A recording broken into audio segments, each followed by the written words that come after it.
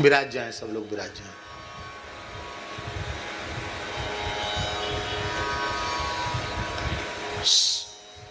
सत्संगति दुर्लभ संसारा, सत्संग तुलसीदास जी के शब्दों में, सत्संगति दुर्लभ संसारा, निमिष दंड भरी एक बारा। आपने तो विशेष माला बनवाई है तुलसी की। लाभ हाँ हाँ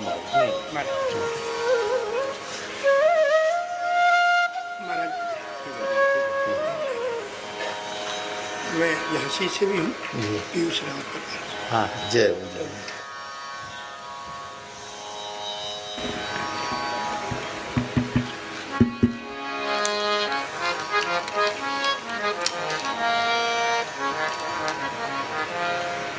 सत्संगति दुर्लभ संसारा, निमिष दंड भरी एक बारा।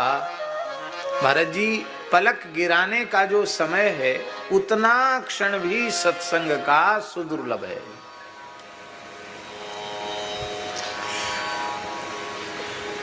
धनाध्यक्ष कुबेर को कहा जाता है,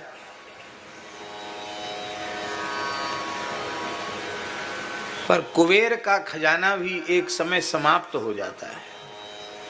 महाप्रलय में सारा ब्रह्मांड ही विलीन हो जाता तो खजाना कहां से रहेगा, सब खत्म। पर ऐसा कौन सा खजाना है जो अक्षय है, जिसका अक्षय किसी काल में, किसी भी अवस्था में, किसी भी समय नहीं होता। 11वें स्कंद में भागवत जी के लिखा है, सत्संगः सेवधिर नृणाम, नृणाम सत्संग सेवधि। मनुष्यों के लिए सत्संग ही अक्षय खजाना है। आज परम पूज्य श्री महाराज जी ने जो बात कही उसी को सुनकर हमें ये प्रेरणा जगी है। महाराज जी ने अभी थोड़ी देर पहले कहा था कि भले ही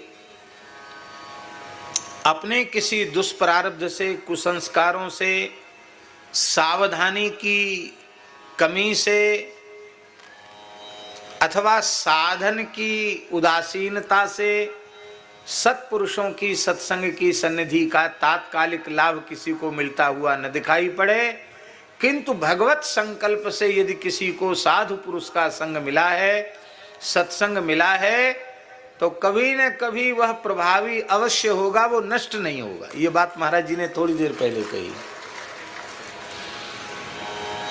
सत्संग 3 प्रकार का होता है। एक दर्शन का सत्संग, एक स्पर्श का सत्संग और एक समागम का सत्संग। ये 3 प्रकार का सत्संग होता है। साधु पुरुष का केवल दर्शन हो जाए तो सत्संग हो गया। कल श्री राधा वल्लभ जालान जी ने एक घटना सेठ जी की सुनाई है। श्रद्धेय सेठ श्री जयदयाल जी गोयंदका जी, हरिद्वार में कोई बड़ी गोष्ठी थी, सभा थी विद्वानों की, संतों की, और उसमें श्री जयदयाल गोयंदका जी को बड़े आग्रह पूर्वक निमंत्रित किया गया। सेठ जी पधारे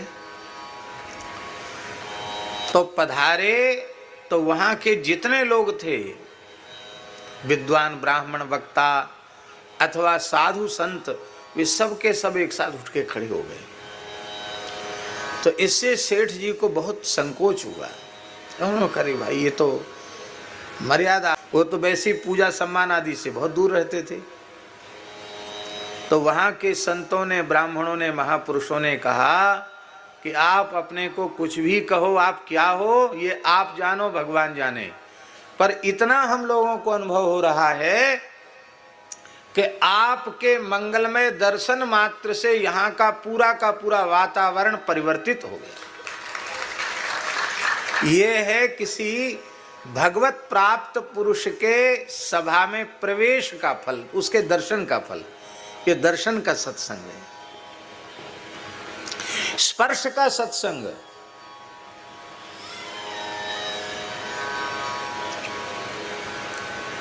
महाराज जी, सत्पुरुष माथा छू लें तो भी कल्याण, पैर छू लें तो भी कल्याण। हाँ, श्री राधा बाबा दिव्य महापुरुष थे, गोरखपुर गीता वाटिका में विराजते थे। पहले स्वामी श्री राम सुखदास जी से वे मिले और उनकी प्रेरणा से बांकुरा में जाकर सेठ जी से मिले। कुछ उनकी अपनी आध्यात्मिक जिज्ञासा थी। वे सगुण और निर्गुण को अलग अलग करके मान रहे थे स्वामी जी। सेठ जी कहते थे नहीं, दो नहीं है, एक ही है। बोले हमको संतुष्टि नहीं हुई, आप शास्त्र के उदाहरण देकर आप समझाइए। सेठ जी पढ़े लिखे अपने सामान्य थे, और तत्वज्ञानी महापुरुष तो थे, लेकिन वे पांडित्य के द्वारा उन्हें संतुष्ट नहीं कर पाए। श्री चक्रधर बाबा तो प्रकांड विद्वान थे। तो उन्होंने कहा कि भाई देखो, अब आप स्वामी जी गोरखपुर चले जाइए, वहाँ गीता वाटिका में गीता प्रेस के संपादक भाई हनुमान प्रसाद पोद्दार रहते हैं, वो आपका समाधान कर देंगे। तो स्वामी जी थोड़े खींच के बोले, आपने नहीं किया तो हमको किसी और पोद्दार के पास नहीं जाना है, आप कीजिए समाधान। नहीं, आप जाके तो देखिए। और स्वामी जी वहाँ पहुँच गए। और भाई जी को वाराणसी जाना था आवश्यक कार्य से, उनका जाना पूर्व निश्चित था। उन्हें पता चला कि कोई गैरिक वस्त्रधारी कोई सन्यासी महापुरुष आकर विराजे हैं, मिलना चाहते हैं। तो पूज्य भाई जी आए, बड़ी श्रद्धा पूर्वक उन्होंने भूमि पर मस्तक रखकर प्रणाम किया और दाहिने हाथ से दाहिना चरण और बाएं हाथ से स्वामी जी का बायां चरण ऐसे स्पर्श किया, दूर ऐसे स्पर्श किया। अब वो समझे नहीं कि यही हैं भाई जी। लोगों ने कहा कि ये भाई जी हैं। अच्छा बना आपसे ही मिलने आए थे। तो भाई मैं तो जा रहा हूँ वाराणसी और 2 दिन के बाद में आऊँगा, आप यहीं निवास करें, फिर आपसे चर्चा करेंगे। शेठी जी ने भेजा तो आपसे चर्चा करेंगे। स्वामी जी वहाँ रुक गए। वहाँ खंड कीर्तन हो रहा था। वो कीर्तन उनको लगा कि हल्ला गुल्ला हो रहा है, उनको कीर्तन में ज़्यादा वो नहीं था। श्री राधा बाबा वो तो ध्यान निष्ठ योगी थे। बोले ये हल्ला गुल्ला यहाँ बहुत हो रहा, हमको पीछे पीछे बहुत पीछे झोपड़ी उन्होंने पसंद की। और उस दिन शरद पूर्णिमा की रात्रि थी। सवेरे भाई जी ने चरण स्पर्श किया था, शाम को वे बैठकर प्रणव का जप कर रहे थे और अपने स्वरूप का ध्यान कर रहे थे, अनुसंधान कर रहे थे, क्योंकि वे ज्ञान मार्ग के साधक थे।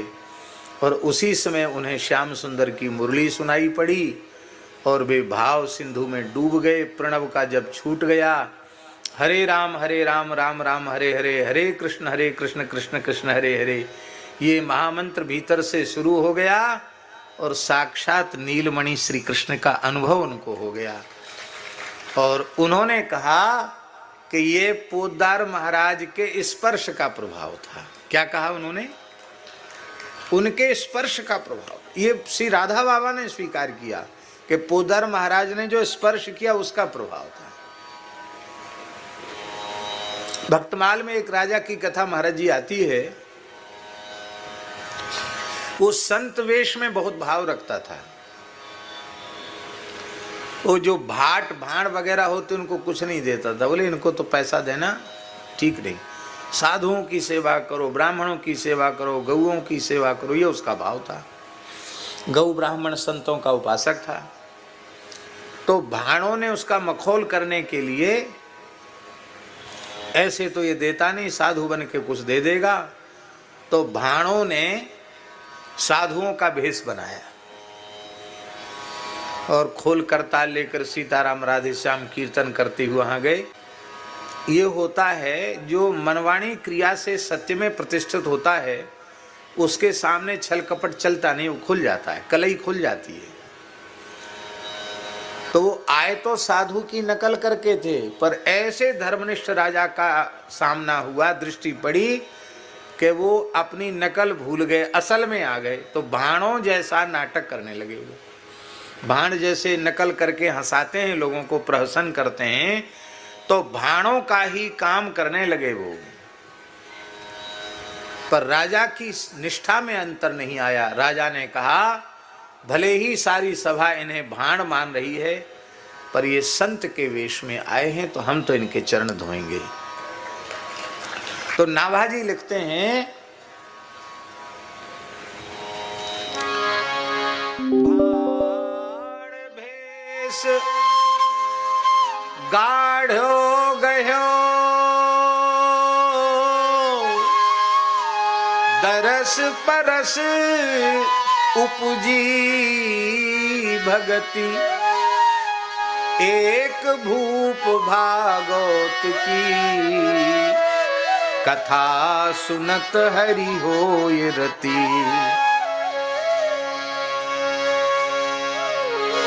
भले ही भाण हुए तो क्या हुए, संत वेश में हैं, उन्होंने संत मानकर चरण धोए।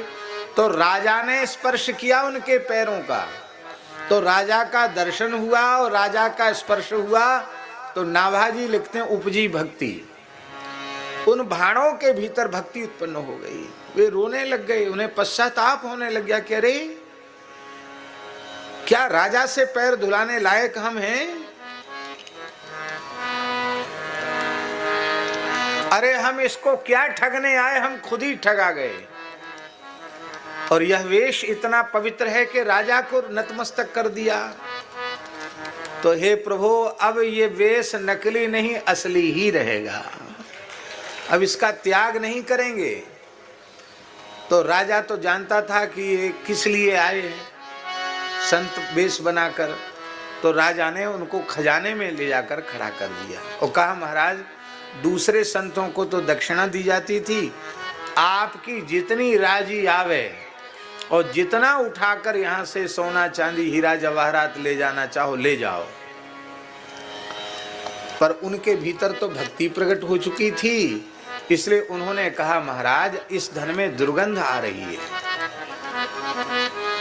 किसकी दुर्गंध आ रही है? बोले रजोगुण तमोगुण की गंध आ रही है, इस गंध को हम सह नहीं पा रहे हैं, हमें आशीर्वाद दो कि बस हमारा वेश ऐसा ही बना रहे। और कह करके राजा को नमस्कार करके वे जंगल में चले गए, लौट के नहीं आए। ये है स्पर्श का सत्संग। अप्रेम पूर्ण स्पर्श नहीं, सत्पुरुष क्रोध पूर्वक भी स्पर्श कर दें तो भी काम बन जाए।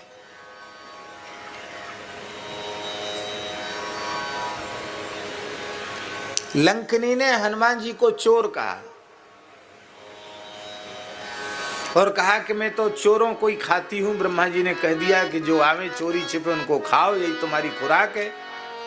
मोर आहार जहां लगी चोरा। हनुमान जी को कहा रही बढ़िया झूठ बोलती है, हम सिपाही को चोर बताती है, हम राम जी के सिपाही हैं। और चोरों का सरदार रावण है जो जानकी जी की चोरी करके लाया है, तो ये तो झूठे ही बोलती है। जब कहती चोरों का आहार करती तो सबसे पहले रावण को खाना चाहिए इसको, तो रावण को न खाकर सिपाही को खाना चाहती है। तो हनुमान जी को गुस्सा आई, बोले इसको थोड़ी प्रसाद देना चाहिए इसको। तो वाल्मीकि रामायण में तो ऐसा लिखा है महाराज जी, स्त्रियम मन्य मानाम ताम नाति चुक्रोध बानरः।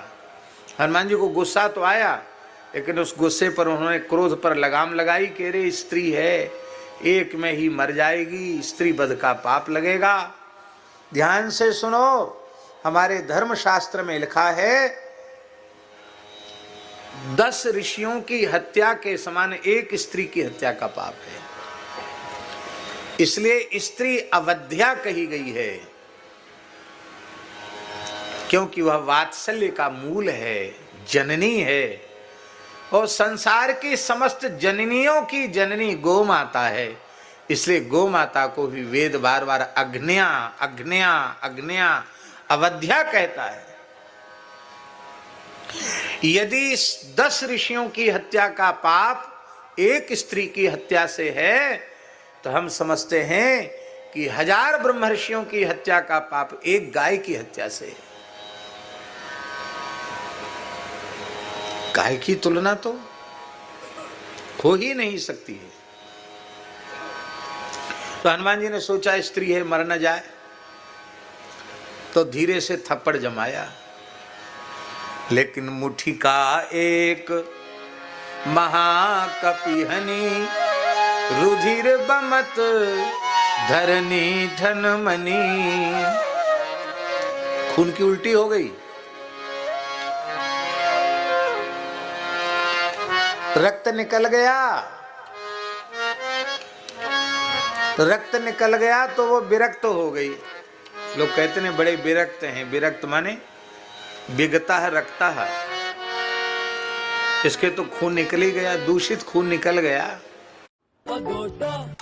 टीम मीटिंग, स्ट्रेस ईटिंग, काम स्टेट, फुल्ली फ्राइड। अरे छोड़ो ये। हनुमान जी के स्पर्श से बुद्धि सात्विक हो गई लंकनी की, और हनुमान जी तो थप्पड़ जमा रहे हैं और वो सत्संग की बात कह रही है। वो कहती है कि तात मोर अति पुण्य बहुता, तात मोर अति पुण्य बहुता, देखूं नयन राम कर दूता,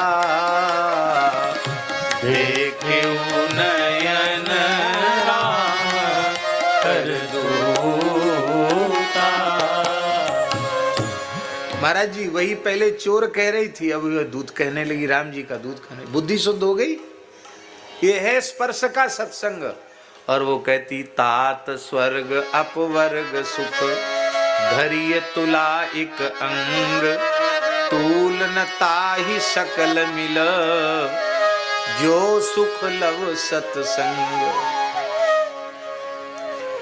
जितने साधन जीवों के कल्याण के हैं, उन समस्त साधनों में सर्वोत्कृष्ट, सबसे श्रेष्ठ, सबसे सहज, सबसे सरल साधन है जीव के कल्याण का सत्संग। तपस्या से बड़ा साधन, दान से बड़ा साधन, यज्ञ से बड़ा साधन, योग से बड़ा साधन, ध्यान से बड़ा साधन, कोई साधन सत्संग की समता नहीं कर सकता है। महाराज जी सब साधनों का फल है मोक्ष, और मोक्ष भी जब सत्संग की तुलना नहीं कर पा रहा है, तो सत्संग की क्या तुलना है। और सूरतवासी बड़े भाग्यशाली हैं कि उन्हें प्रतिवर्ष सत्संग मिलता है। और इस बार तो आप सबका सौभाग्य ऐसा जगह है कि कथा शुरू भई नहीं, सत्संग आरंभ हुआ नहीं कि सत्संग का परम फल आप लोगों को मिल गया। परम पूज्य श्री पथमेड़ा महाराज जी का मंगलमय दर्शन हो गया।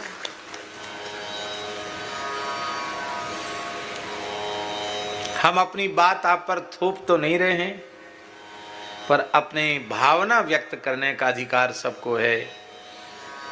पूज्य पथमेड़ा महाराज जैसे दिव्य महापुरुष का दर्शन भगवत दर्शन से किंचित भी न्यून नहीं है।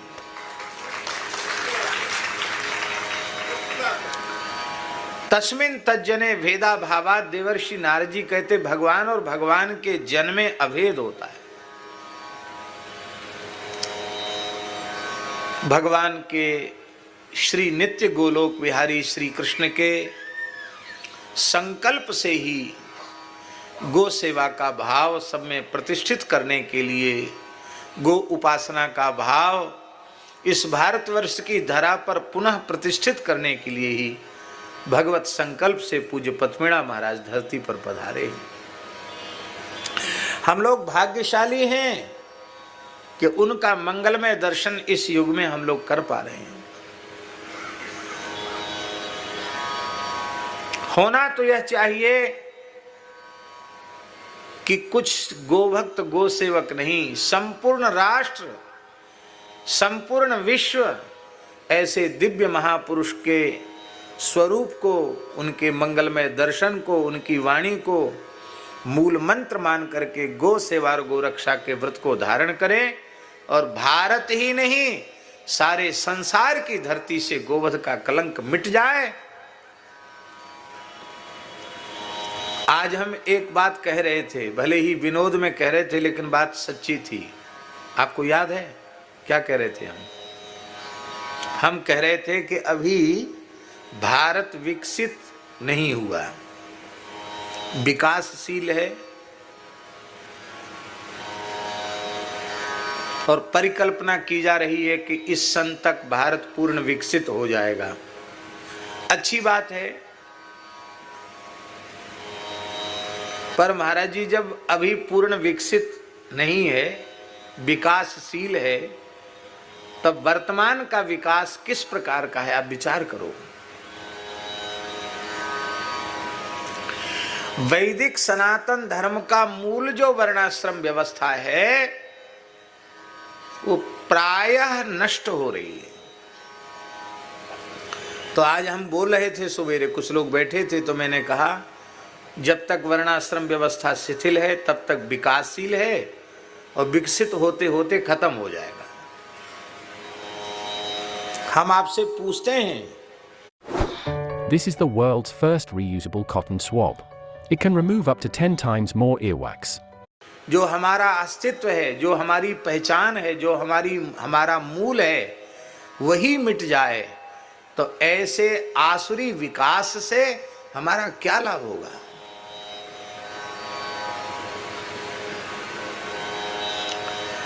दैवी संपद विमोक्षाय निबंधाया सुरीमता। दैवी संपत्ति मोक्ष का कारक है, कारण है, हेतु है, और आसुरी संपत्ति बंधन का कारण है।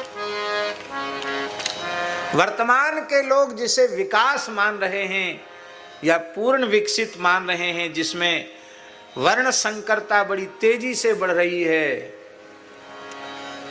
उस स्थिति में शंकरो नरकायैव कुलघ्नानां कुलस्य च, वर्ण धर्म आश्रम धर्म लुप्त हो रहे हैं। उस स्थिति में उस दिशा में इसमें लोग जा रहे हैं।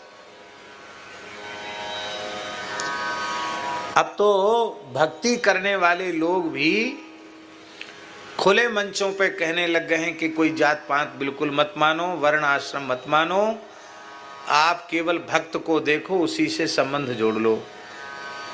पर मेरी विनम्र प्रार्थना है, वैष्णवता भी देखो, हरि भक्ति भी देखो, और नित्य सिद्ध अनादि अपौरुषे भगवान वेद ने जो वर्ण व्यवस्था निर्धारित की है उसका भी आदर करो।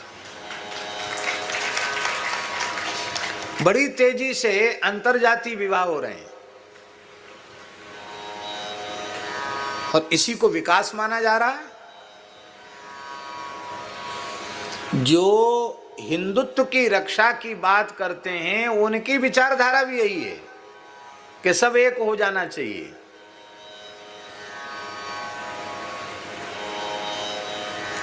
बहुत दुख की बात है।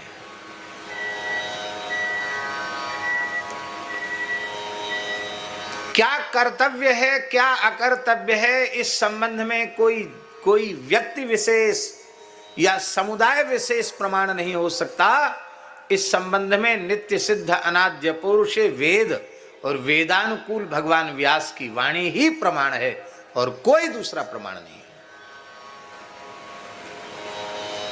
लेकिन उसका तिरस्कार कर रहे हैं।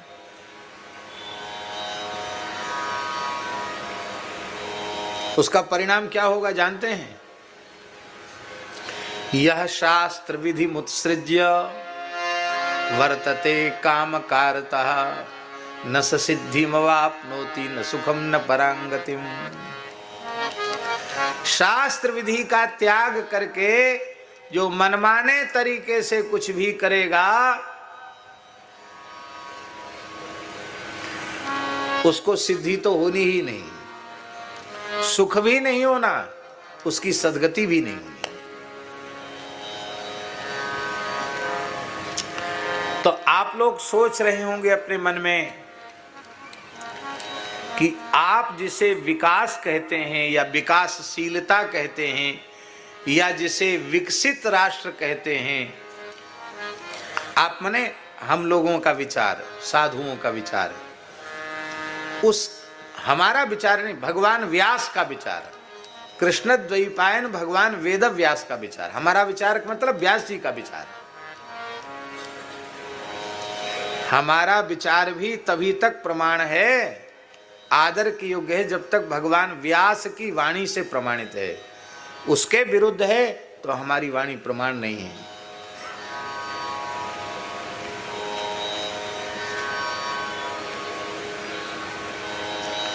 शास्त्र विरुद्ध अनुभूति भी प्रमाण नहीं है, शास्त्रानुकूल अनुभूति होनी चाहिए।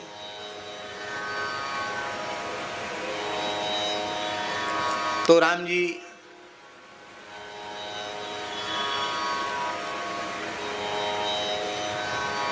जिसको हम लोग विकास कहते हैं या विकसित कहते हैं, और उसी विकसित राष्ट्र की व्यवस्था, राज्य की व्यवस्था का नाम है श्री राम राज्य।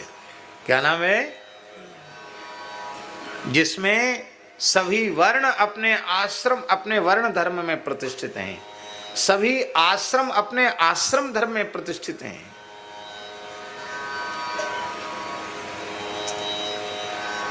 और वह कब होगा महाराज जी? वो तब होगा जब इस धरती पर गाय का रक्त गिरना बंद हो जाएगा, बंद हो जाएगा। फिर स्वच्छंद गोवंश विचरेगा, सुखी और निर्भयता पूर्वक श्वास प्रश्वास छोड़ेगा, उनका गोबर गोमूत्र गिरेगा, उनकी खुर से, चरण रज से धरती पवित्र होगी, तो अपने आप सनातन धर्म अपने स्वरूप में प्रतिष्ठित होगा। जब सनातन धर्म अपने स्वरूप में प्रतिष्ठित होने लग जाएगा तो उसको हम विकास कहेंगे या विकासशीलता कहेंगे, और पूर्ण रूपेण जब प्रतिष्ठित हो जाएगा उसको हम कहेंगे विकसित भारत। और इस प्रकार का जो दैवी संपत्ति वाला विकास है वह वेद लक्षणा भारतीय देसी गाय ही कर सकती है, और कोई प्राणी नहीं कर सकता। कथा शुरू करने के बाद फिर कथा का ही प्रसंग ज्यादा होगा। अभी तो हमने केवल भूमिका मात्र में थोड़ी सी चर्चा की है। हमारे वृंदावन के एक संत भगवत धाम चले गए, पूज्य श्री बाबा नवेली शरण जी, बहुत अच्छे महात्मा थे।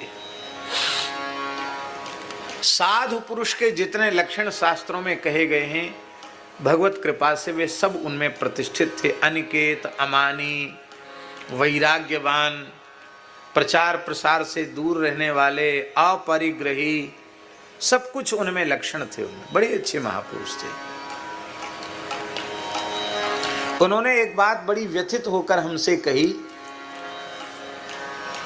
वो बात हमें कई बार याद आ जाती है। उन्होंने व्यथित होकर कहा कि जिस वैदिक सनातन धर्म के मूल में गर्भाधान से लेकर अंत्येष्टि तक और अंत्येष्टि से लेकर सपिंडी कृत्य तक गाय है, गाय के बिना जहां किसी भी वैदिक कृत्य की कल्पना ही संभव नहीं है, किसी संस्कार की कल्पना संभव नहीं है, उस गाय के बारे में हिंदुओं को, भारतीयों को उसकी महिमा बतानी पड़ रही है, समझानी पड़ रही है।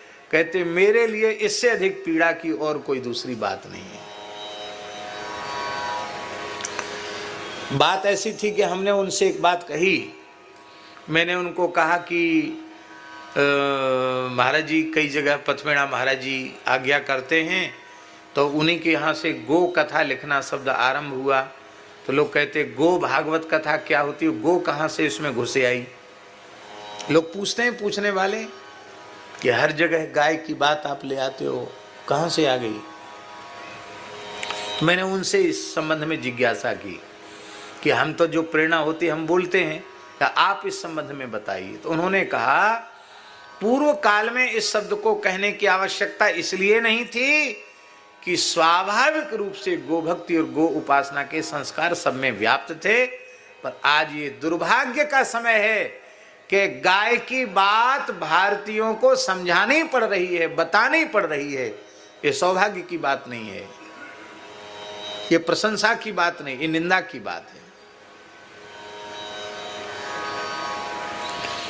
और इतने अपरिग्रही थे बाबा, कुछ लेते नहीं किसी से, जबरदस्ती कोई कुछ भेंट आ गई तो उसके दो काम करते थे वो महाराज जी। एक काम तो वो करते थे कि कुछ होम्योपैथ की दवाई खरीद के, उनको ज्ञान था, तो जो भजनानंदी साधु हैं, दीन दुखी हैं, वो उनके पास जो आ जाए उसको दवाई दे देते थे।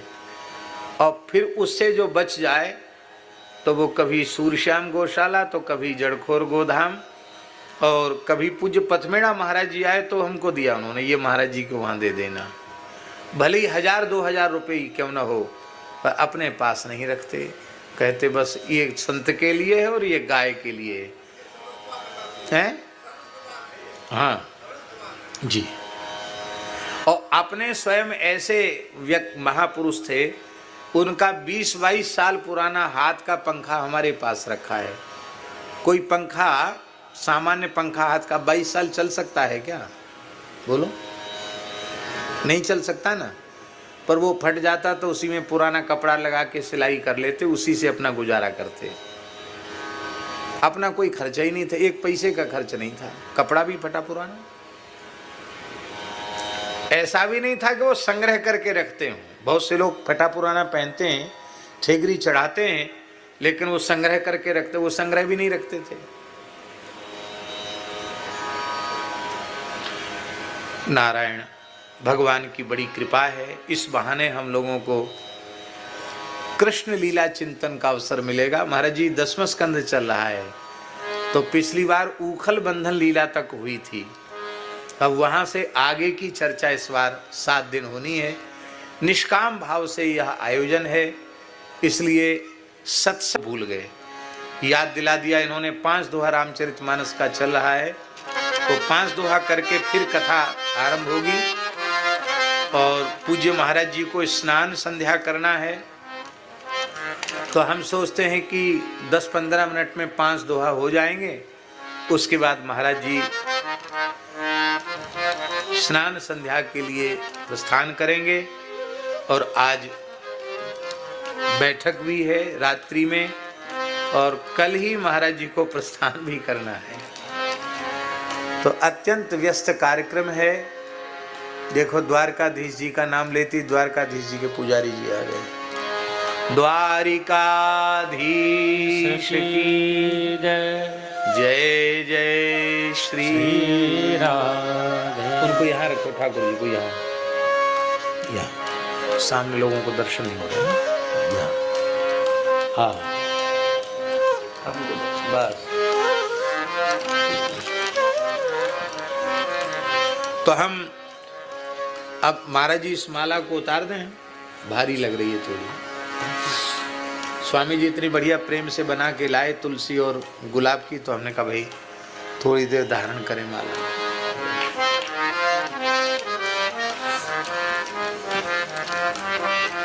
लो दिनेश जी को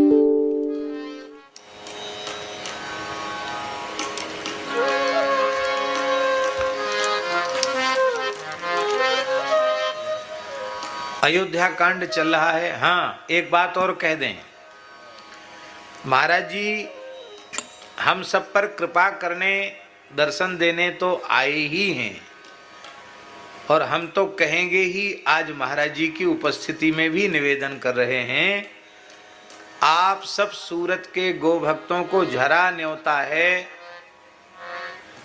अगले चातुर्मास में श्री मनोरमा गोलोक महातीर्थ श्री नंदगांव पथमेड़ा गोधाम में आप सबका सादर निमंत्रण है।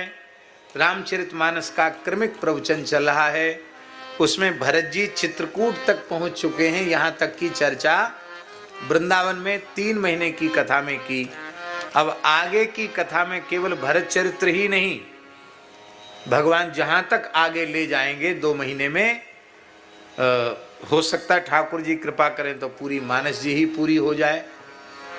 तो बहुत सुंदर सौभाग्य का क्षण है कि हजारों गोवंश के बीच में अर्बुदारण्य की पवित्र उपत्यका में और पूज्य महाराज जी की सन्निधि में श्रावण भादों 2 महीने रहने का सौभाग्य मिलेगा। तो जो विशेष प्रवृत्ति में है उन्हें भी बीच बीच में समय निकालना चाहिए, और जो 60 पूरा कर चुके हैं और 60 से ऊपर चल रहे हैं, जितने भी ऊपर चल रहे हैं वो कोई बात नहीं, 60 से जो ऊपर चल रहे हैं वे किसी प्रवृत्ति में भी हों तो उनको प्रवृत्ति को प्रणाम करके वहाँ 2 महीना अखंड रह करके सत्संग करना चाहिए। दूसरा कोई व्रत उपवास भले ही उनसे न बने स्वास्थ्य को लेकर के, पर 2 महीने का सत्संग यदि एक जगह बैठकर करेंगे तो उससे बहुत लाभ मिलेगा, जीवन का बड़ा लाभ मिलेगा। स्थल विशेष की बड़ी महिमा होती है, जहाँ इतनी बड़ी संख्या में गोवंश है, इतनी पवित्र सात्विक स्थली है, और उस समय जब वहाँ भगवत प्रेरणा से जो कुछ कहा सुना जाएगा वह वक्ता और श्रोता सबका कल्याण करने वाला होगा। तो हमारी प्रार्थना है कि आप सब लोग अधिक से अधिक संख्या में पधारें, सबको न्योता है। हाँ, इतना जरूर है कि व्यवस्थापकों को सुविधा हो, इस दृष्टि से आप अपने आने की सूचना यदि कुछ समय पहले पहुंचा देंगे तो जो व्यवस्था संबंधी सेवा करने वाले उनको थोड़ी सुविधा हो जाती है। अब बाकी तो हम लोग सब गुजारा कर लेंगे, अपने अपने हैं तो कथा के बाद तो पंडाल खाली रहता कि नहीं रहता है, सब गुजारा कर लेंगे। कोई अपने घर में कोई ऐसी बात होती क्या? गौ माता का घर सबका अपना घर है, माँ का घर अपना घर होता है कि नहीं? तो अपने घर में कोई बहुत, अपने घर में कोई विशिष्ट अतिथि और अतिथि बन के नहीं जाता, अपना घर तो अपना घर होता है। तो गौशाला हम सबका अपना घर है, निजी घर है, इसलिए अपने घर में अपने घर के जैसे सब लोग रह लेंगे। बाकी पहले से सूचना करेंगे तो जो सुविधाएं जुटाने वाले लोग हैं उनको थोड़ी सुविधा हो जाएगी। अब हम मानसी का 5 दोहा पाठ करते हैं, इसके बाद कथा आरंभ होगी। कहाँ तक हो गया भैया बताओ? 305 हैं? 305 तक हो गया।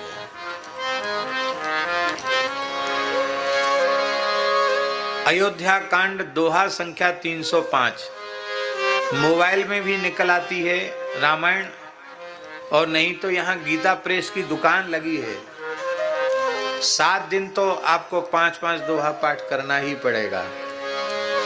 तो आप चाहें तो गीता प्रेस की दुकान से अपनी सुविधा के अनुसार गुटका लेकर के भी और पाठ कर सकते हैं, और जो लोग आधुनिक विज्ञान का उपयोग करना जानते हैं वो मोबाइल में भी निकाल करके पाठ कर सकते हैं। राज काज सब लाजपति, धर्म धरनि धन धाम, गुरु प्रभाव पालिहि सबहि, भल हो यही परिणाम। सहित समाज तुम्हार हमारा, घर बन गुरु प्रसाद रखवारा। मातु पिता गुरु स्वामी निदेशु, सकल धर्म धरनी धर शेषु। सो तुम करहु करावहु मोह, तात तरनी कुल पालक हो।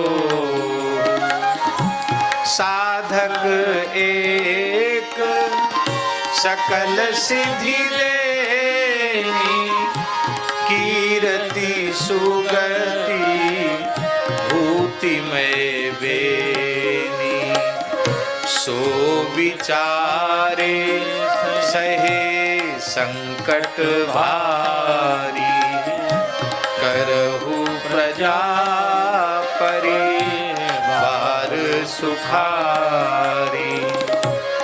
बाटी विपत्ति सबहि मोहि भाई, तुम ही अवधि भरी बड़ी कठिनाई।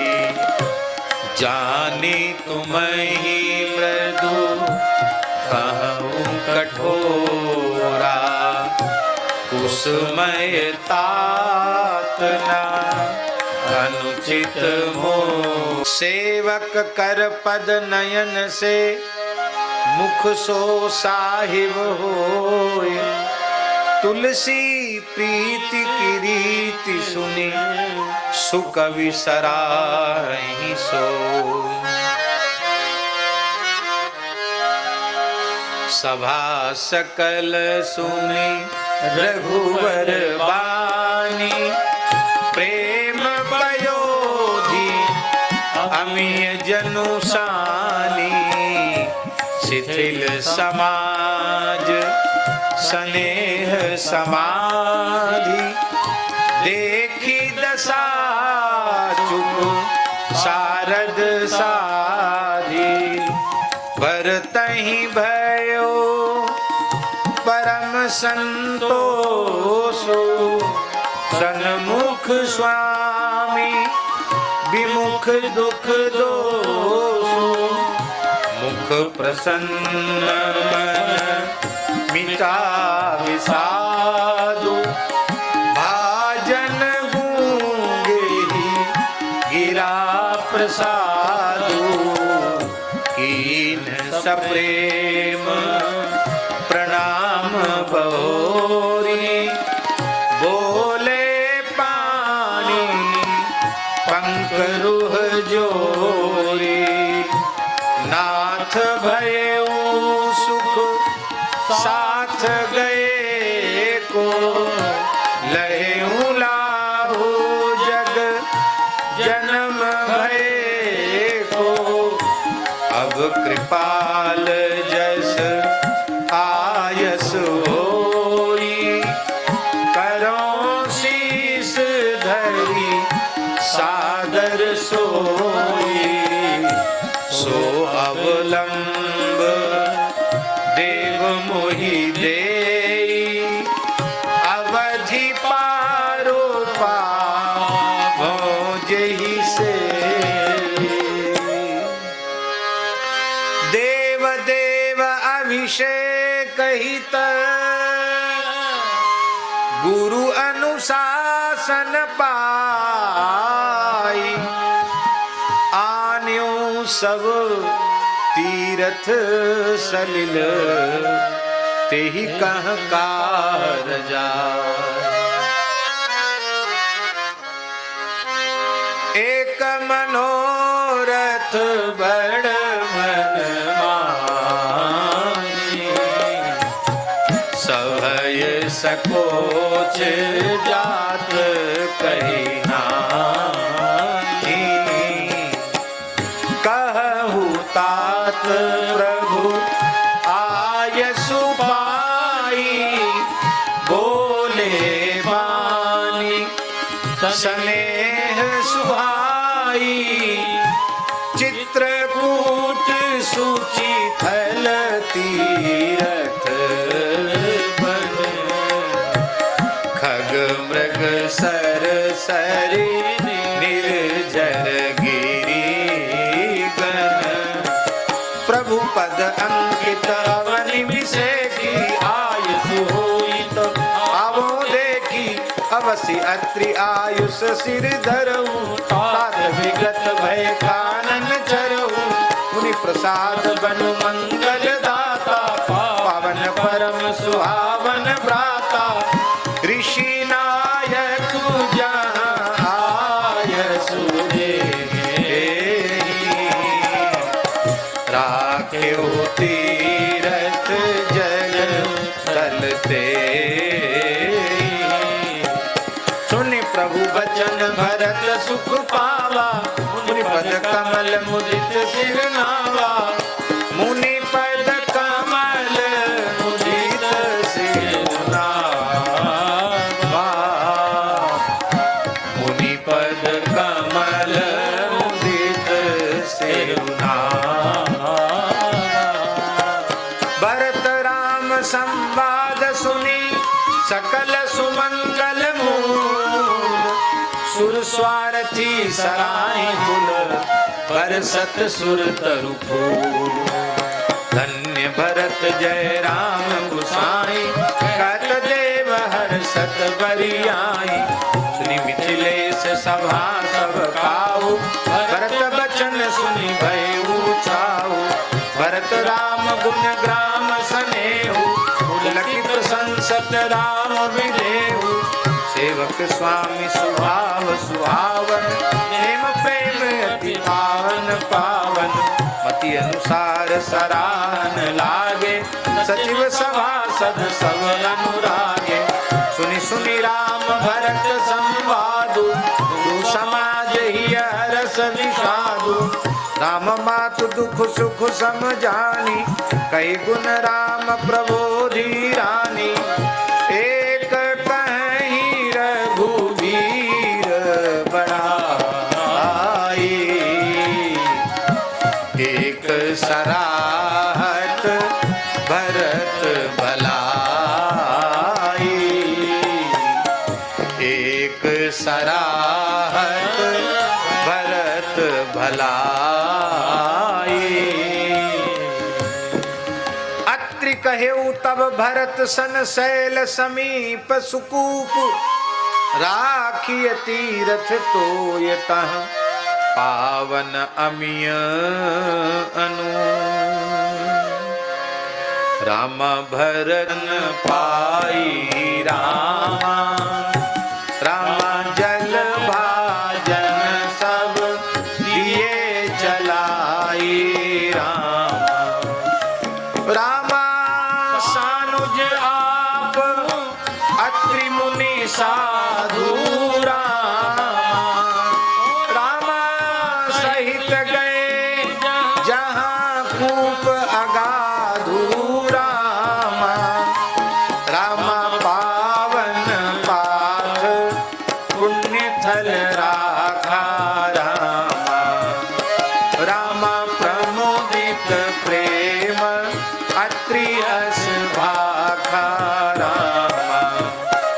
राम तात अनादि सिद्ध थल एहु रामा। रामा लोभ्यु काल विदित नहीं केहु रामा।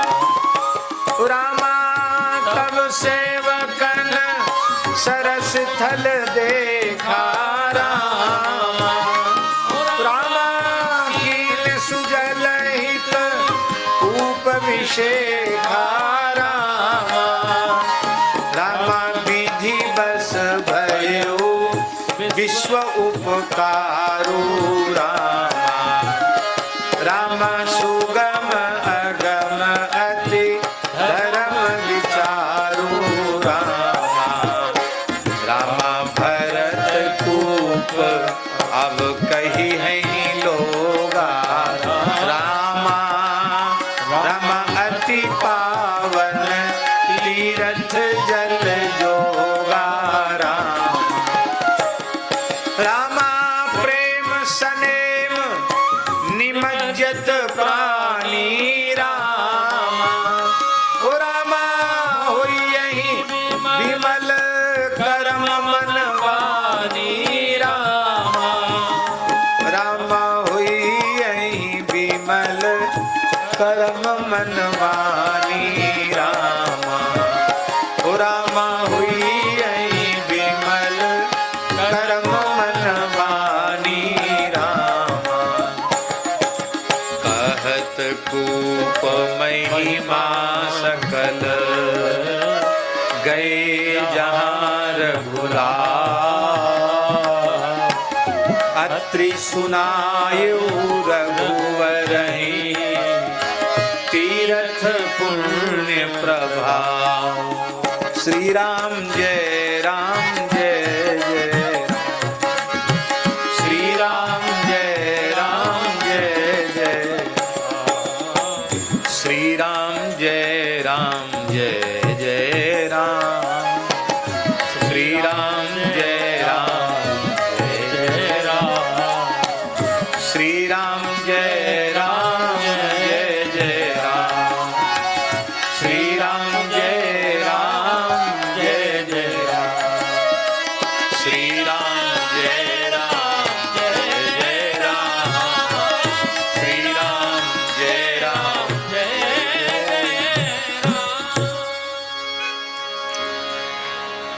श्री गौ माता की जय। पूज्य श्री महाराज जी की। भैया ये बंद कर लेना, महाराज जी निकल लें, ये बंद कर लेना। बंद है, ठीक।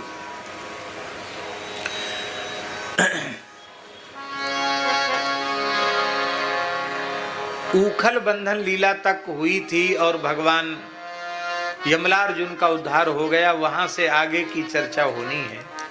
इसकी थोड़ी सी भूमिका कहने के बाद फिर हम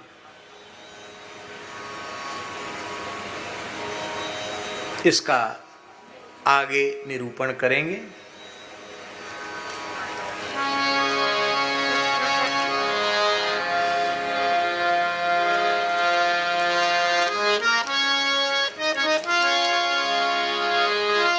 बहुत प्यारी बात है, बहुत प्यारी बात है।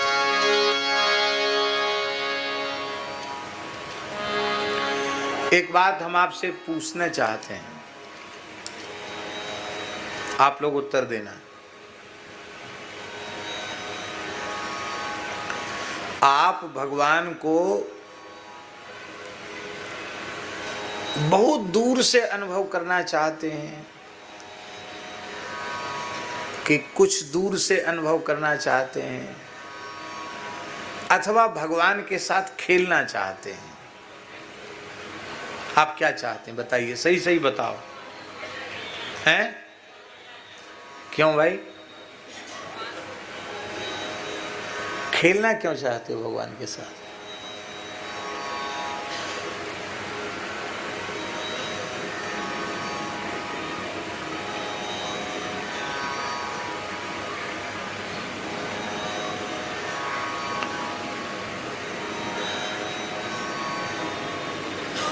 वदन्ति तत्तत्त्वविदस्तत्त्वं यज्ञानमद्वयम् ब्रह्मेति परमात्मेति भगवानिति शब्दते। तत्वज्ञानी पुरुष विदन्ति तत्तत्त्वविदः, तत्व के ज्ञाता लोग जानते हैं उसी परम तत्व को, अद्वैत तत्व को। वदन्ति तत्तत्त्वविदस्तत्त्वं यज्ञानम अद्वयम, उसी को तत्वज्ञ अद्वय ज्ञान कहते हैं।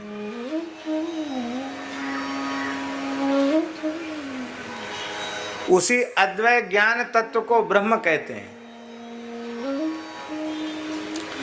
उसी को परमात्मा कहते हैं और उसी को भगवान कहते हैं। ऐसा नहीं है कि ब्रह्म अलग है, परमात्मा अलग है और वही ब्रह्म है, वही परमात्मा है और वही भगवान है।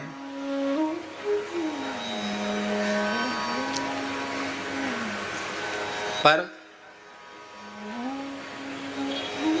योग मार्ग के, ज्ञान मार्ग के साधक वो केवल प्रकाश का अनुभव करते हैं, ब्रह्म ज्योति का अनुभव करते हैं। योग तप आदि कठोर साधन करने वाले साधक वे उस प्रकाश के भीतर प्रकाशी ईश्वर का, परमात्मा का, परब्रह्म का सगुण रूप का अनुभव करते हैं। वो परमात्मा है, पर भक्त उसी तत्व को अपने अत्यंत निकट अनुभव करके कहते ये मेरे भगवान है। देवर्षि नारद जी धर्मराज युधिष्ठिर की ओर से राजसूय यज्ञ का निमंत्रण देने द्वारिका पधारे नारद जी।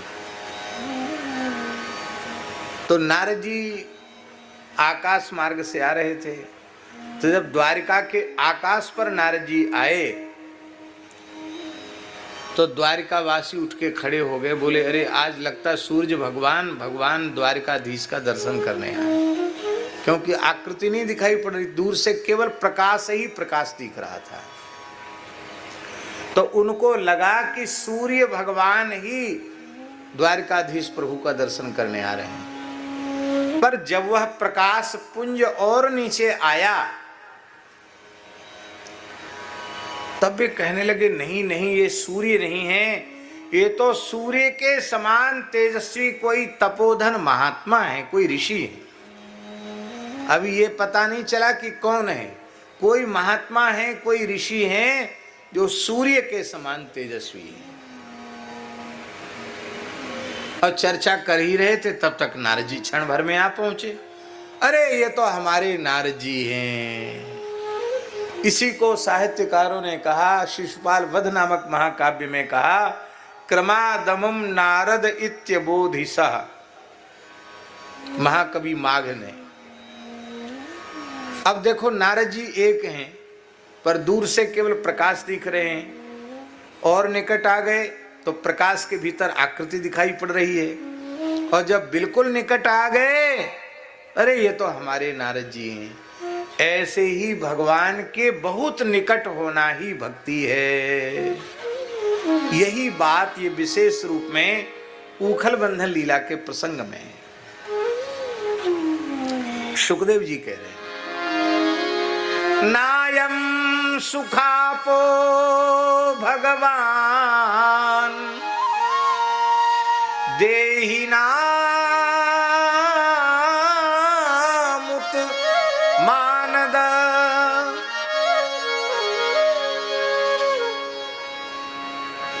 ज्ञानिनाम चात्मभूतानाम यथा भक्तिमताम इह।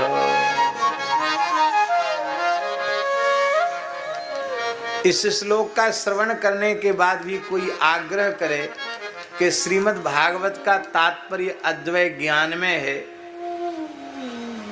तो हमको तो लगता है कि उसने इस श्लोक पर ध्यान ही नहीं दिया।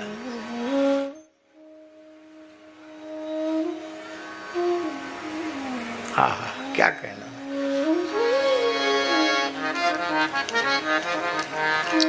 इस श्लोक को सुनकर भगवान में प्रेम नहीं हुआ तो मनुष्य कहलाने का अधिकार नहीं।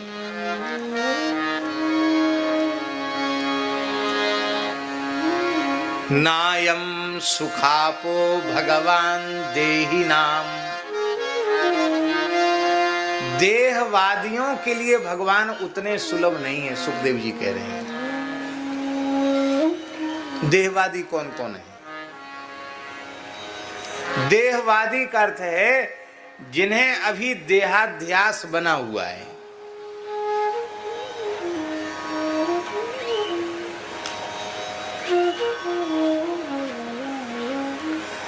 देखो सच्ची बात बताएं, बातें चाहे जितनी लंबी चौड़ी कर लो, ज्ञान की, अद्वैत की, ब्रह्म ज्ञान की, प्रस्थान त्रय की चाहे जितनी लंबी चौड़ी बातें कर लो, करनी भी चाहिए, न कि नहीं करनी चाहिए भी हम नहीं बोलते, लेकिन देहाध्यास मुक्त होना,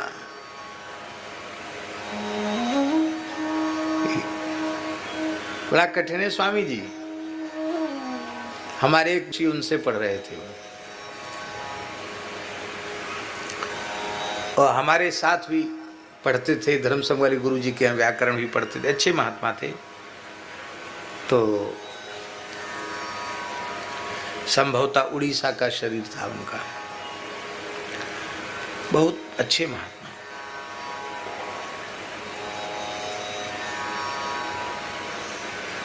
तो उनको तेज बुखार आ गया, तो उनका पाठ चल रहा था, वो बंद हो गया।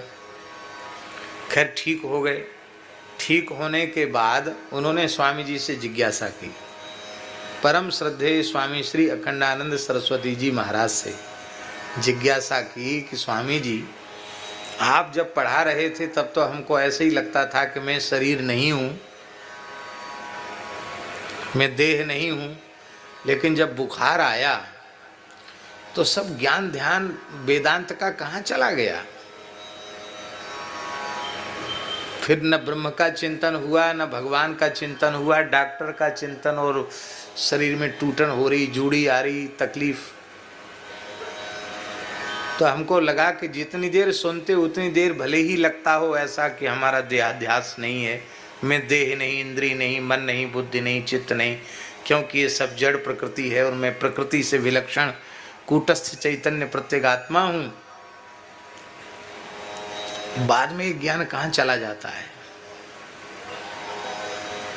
तो देहाध्यास की निवृत्ति तो नहीं हुई। तो पूज्य स्वामी श्री अखंडानंद सरस्वती जी महाराज ने जो उत्तर दिया उसको सुनिए। वो हमारे प्रेमी मित्र तो हमको सुनाते थे, स्वामी जी ने ये कहा। तो स्वामी जी ने कहा, रे महात्मा बड़े भोले हो,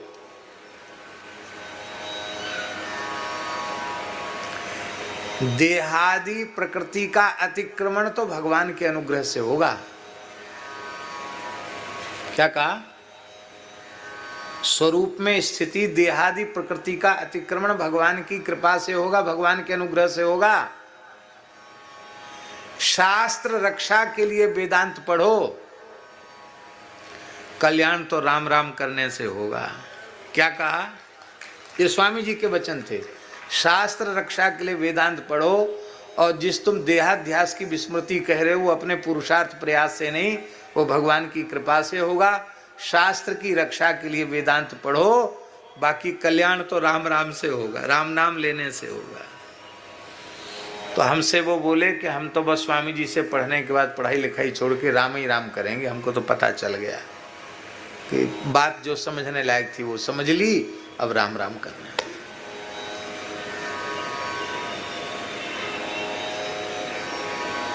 दूसरी एक बात बताएं आपको,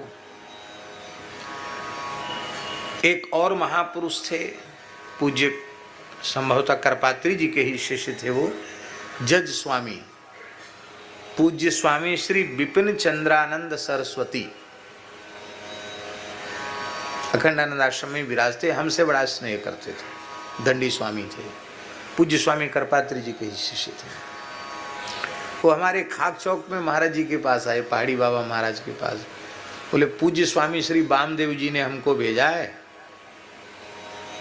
उनसे कोई बात पूछ के आओ, वो बड़े सिद्ध पुरुष हैं। तो बोले हम सुना है कि आप समाधि तक पहुँचे हुए, असंप्रज्ञात समाधि तक पहुँचे हुए महापुरुष योगी हैं, तो हमको कोई साधन बताओ। महाराज नहीं नहीं नहीं नहीं, कोई तो बुढ़ापा, तुम्हारे क्या साधन बतावें। नहीं नहीं महाराज, एक बात, इतनी श्रद्धा लेके आए तो कोई एक बात तो बताओ। तो महाराज जी ने कहा कि हम बतावें तो तब जब आप करो, करना तो आपको है नहीं, क्योंकि आप तो पंडित हो, विद्वान हो, तर्क वितर्क करोगे, बात तो मानोगे नहीं। बात मानो तो हम बताएं। नहीं नहीं, क्यों नहीं, हम तो बड़ी श्रद्धा लेके आए क्योंकि बात मानेंगे। तो बोले कल्याण चाहते हो अपना कि नहीं? तो वो हंसने लगे, बोले कल्याण का अवसर देने के लिए भगवान ने ब्राह्मण कुल में जन्म दिया, कल्याण का अवसर देने के लिए भगवान ने सत्पुरुषों की सनिधि दी, कल्याण का अवसर देने के लिए भगवान ने चतुर्थाश्रम की दीक्षा